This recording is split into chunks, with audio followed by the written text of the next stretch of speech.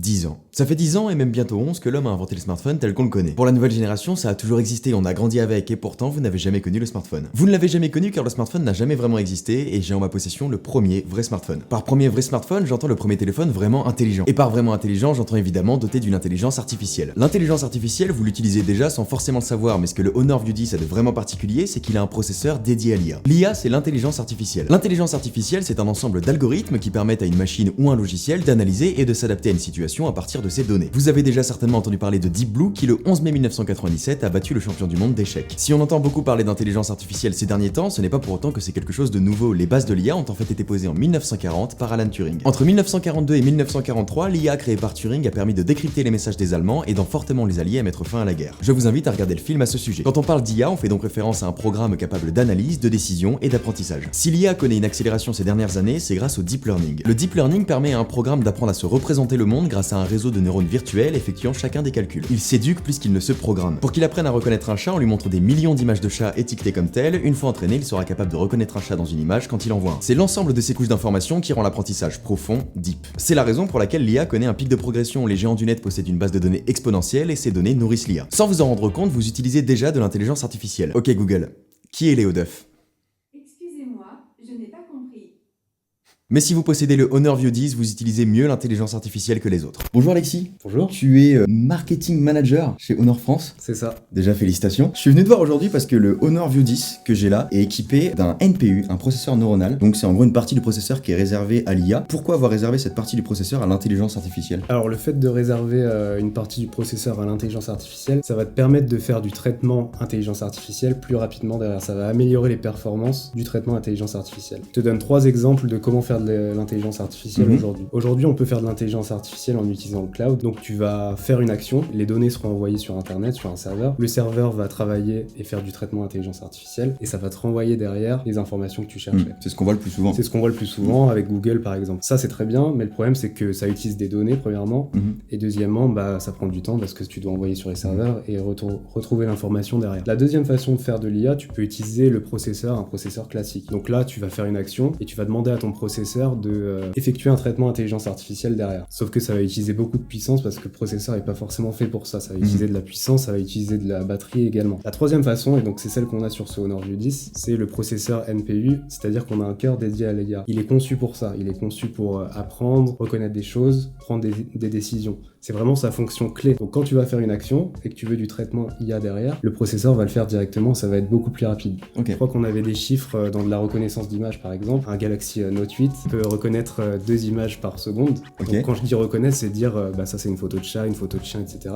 en utilisant le processeur. Là avec le NPU, tu vas pouvoir faire 30 images par seconde. Donc c'est vraiment très très rapide tout de suite. T'es content de la balancer cette stat? Ouais, c'est environ 25 fois plus rapide quand tu fais du traitement IA via le NPU qui est prévu pour ça que via un processeur classique et ça utilise, je crois, ça divise par 50 la consommation d'énergie, donc c'est vraiment important d'avoir ça derrière. Vous n'êtes pas les premiers à sortir un smartphone avec un NPU, l'iPhone 10 l'avait déjà fait, mais je crois que l'iPhone 10 vraiment dans l'utilisation ça s'arrête à Face ID, c'est pour reconnaître votre visage et apprendre à le reconnaître de mieux en mieux. Pour le coup vous êtes à ma connaissance les premiers en fait à autant intégrer l'IA au sein d'un smartphone. Concrètement, qu'est-ce qu'il y a comme IA, comme intelligence artificielle dans le View 10? Alors dans le View 10 on va dire que tu as trois vrais cas d'utilisation de l'intelligence artificielle.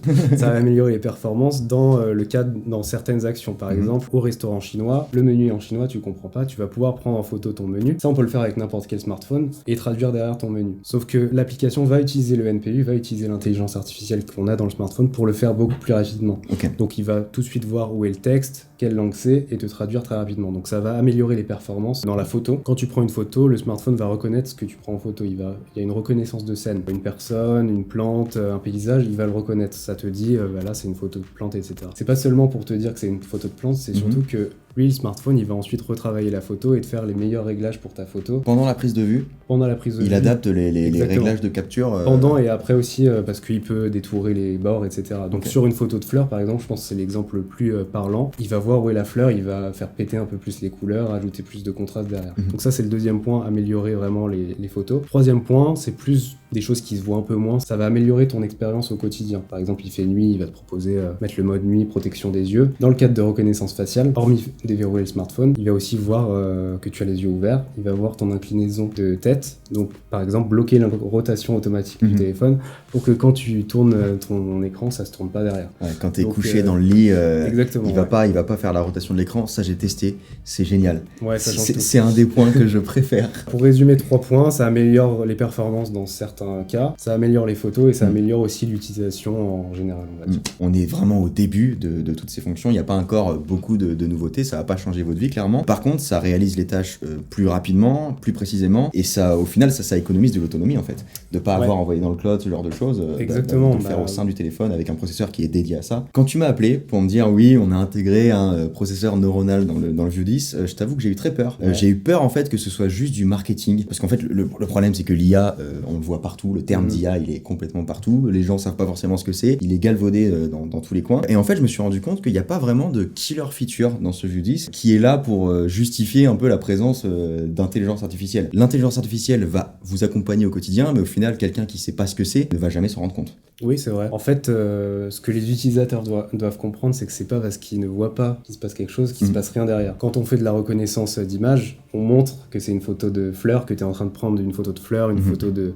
paysage. On n'a pas besoin de le montrer aux utilisateurs, ça, mais les gens ont besoin. C'est pour éduquer un petit peu. Besoin de voir qu'il se passe quelque chose. En fait, le Honor View 10 aussi, hormis tout ce que je t'ai dit comme fonctionnalité, il va apprendre de ton utilisation aussi. Typiquement, je te donne un exemple. Moi, tous les matins, je me lève à 8h, on va dire. La première application que j'ouvre, c'est Twitter. En fait, ça, le smartphone, il va le savoir, il va l'apprendre petit à petit.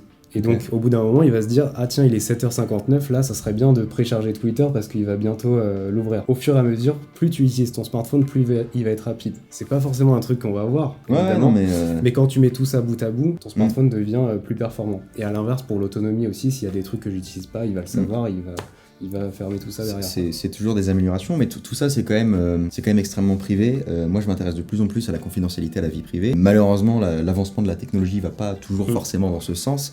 Là ce que tu nous as expliqué c'est que ça ne part pas dans un cloud, c'est fait au sein du View 10. C'est fait directement au sein du View 10 pour 2 raisons. D'abord pour des questions de rapidité, et évidemment pour la sécurité. C'est comme pour l'empreinte digitale, elle est stockée directement dans le processeur. Là, c'est vraiment ton processeur qui fonctionne un peu comme un cerveau, entre guillemets, qui va apprendre de toi et qui garde ça en mémoire. Donc Honor, vous apportez la technologie, est-ce que c'est ouvert aux développeurs? Est-ce que les développeurs, pour leur application, vont pouvoir utiliser ce processeur neuronal et développer leurs propres usages? Tout à fait, c'est ouvert aux développeurs, les API sont ouverts aux développeurs. Il y a déjà un partenariat avec Microsoft dans ce smartphone, avec l'application Microsoft Translate. Ok. Ça, c'est une application que tu peux télécharger sur n'importe quel smartphone, mais elle a été redéveloppée pour utiliser le cœur intelligence artificielle. D'accord. Que ça soit plus rapide. Je te donne un exemple, l'application Prisma, qui est une application de retouche photo. Tu prends une photo, il va envoyer ta photo dans le cloud pour que les serveurs moulinent derrière et avec de l'IA, ils détectent les contours, etc. pour te donner un filtre derrière. Ça, c'est un processus qui marche très bien, mais ça prend parfois du temps. On sait que l'application, quand elle était sortie, il y avait un maximum de monde qui utilisait en même temps. Ça prenait énormément de temps à mouliner pour te ramener l'information. Demain, on peut très bien imaginer Prisma redévelopper son application pour utiliser directement le processeur neuronal. Bon, on imagine que si vous allez dans ce sens, on imagine que vous avez une certaine vision du futur du smartphone. On veut en savoir plus. Alors, je peux pas te parler de vision en tant que telle. Je suppose que chez nous, il y a des gens qui ont des visions là-dessus. Je peux te dire, par contre, ce qui a été fait en Chine précédemment. On avait le Honor Magic qui est sorti en Chine l'année dernière, qui était, lui, à proprement parler, le premier smartphone avec intelligence artificielle intégrée au sein même du smartphone. Ce smartphone, il te proposait, par exemple, quand tu arrives au cinéma, ta place de cinéma qui arrive automatiquement. Tu te mets en voiture, il se met automatiquement en mode voiture, il te propose le GPS, etc. Mais c'est intéressant parce que même si ce smartphone n'est pas sorti et ne sortira pas en Europe, ça peut nous montrer quand même la perspective d'évolution. Merci Alexis. Merci. Vous l'aurez compris, réserver une partie du processeur à l'intelligence artificielle ne va pas révolutionner votre usage du jour au lendemain. On peut faire de l'IA sans processeur neuronal. Mais il est essentiel d'aller dans le sens de cette dernière et de lui allouer une puissance. D'après Huawei, le processeur Kirin 970 permet d'analyser 2000 images par minute contre 950 sur l'iPhone 8 et 75 sur le Galaxy S8. Toujours selon eux, retirer le NPU ferait baisser la vitesse d'analyse à 97 images par minute. Et comme on l'a vu avec le deep learning, c'est cette capacité d'analyse qui rend l'apprentissage profond et la machine intelligente. Quand bien même certains d'entre vous se foutent de voir leurs photos de fleurs un peu plus saturées, il faut bien intégrer que ça ne se résume pas à ça. Si je devais résumer la passion, je dirais que c'est ne pas s'arrêter à ce que l'on nous montre. Si vous êtes passionné par la tech, passionnez-vous pour l'IA. Vous entrerez dans un monde incroyable, croyez-moi. Non, parce qu'en soi, le monde de Narnia en apparence n'est rien d'autre qu'une armoire, mais c'est quand tu ouvres ces portes que tu comprends enfin ce qu'elle renferme. Si aujourd'hui on vous montre des photos un peu plus saturées, demain c'est votre usage qui aurait été bouleversé et ça commence maintenant. L'intelligence artificielle est tout aussi complexe que révolutionnaire et maintenant que vous avez la technologie entre les mains, il ne manque plus que l'ingéniosité pour faire de cette évolution une révolution. J'ai hâte de lire vos commentaires, merci à Honor d'avoir sponsorisé cette vidéo, merci à tous, c'était Léo Duck.